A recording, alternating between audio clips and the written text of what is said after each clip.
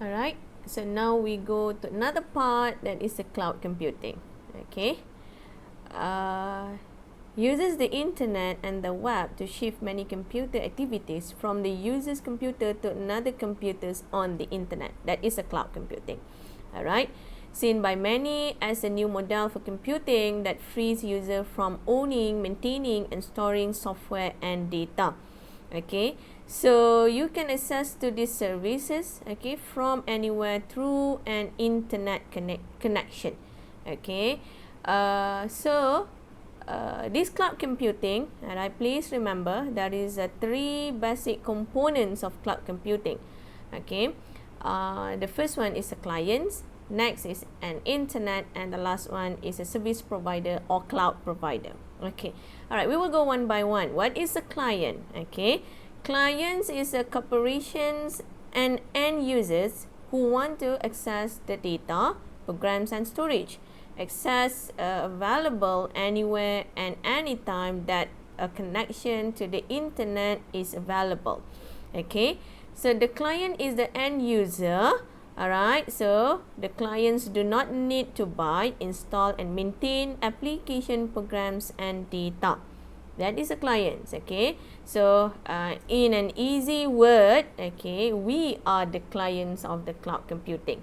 Alright, so internet. What is an internet? Provides the connection between the clients and the provider. It's just like a platform, okay, for the clients and the service provider or the cloud provider to connect, to communicate between both of it. Alright, so the two most critical factors determining the efficiency of cloud computing for this internet are the speed and the reliability of the user's access to the internet, and also the internet's capability to provide safe and reliable transmissions of data and program. Okay, alright, and then the last one is a service providers or cloud provider. Is an organization with computers connected to the internet that is willing to provide access to software, data and storage.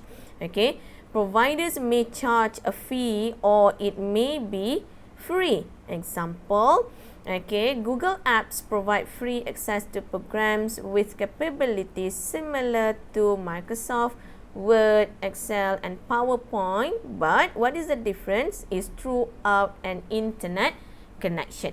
Okay, please remember these three these three basic components of cloud computing. Okay, so actually there is a types of cloud services. If you see, alright, that is IaaS, infrastructure as a service. Next we have PaaS, platform as a service, and the last one is SaaS, software as a service. Okay, we will go one by one. What is IaaS? Okay, there are usually three models of cloud service to compare. Okay, as I said earlier, alright, SaaS, PaaS and IaaS. Each of these actually it has its own benefits. Okay, so IaaS, okay, is a cloud infrastructure services made of highly scalable and automated compute resources. IaaS is fully self-service for accessing and monitoring computers, networking, storage and other services.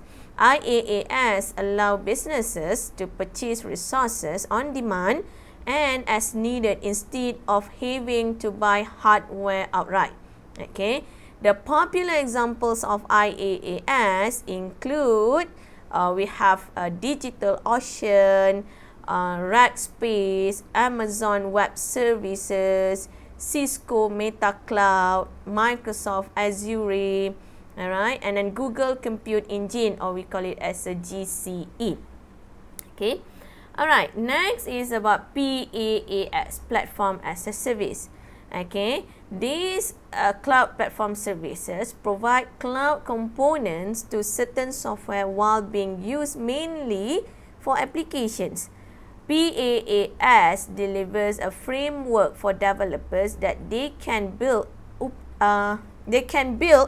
and use to create customized applications.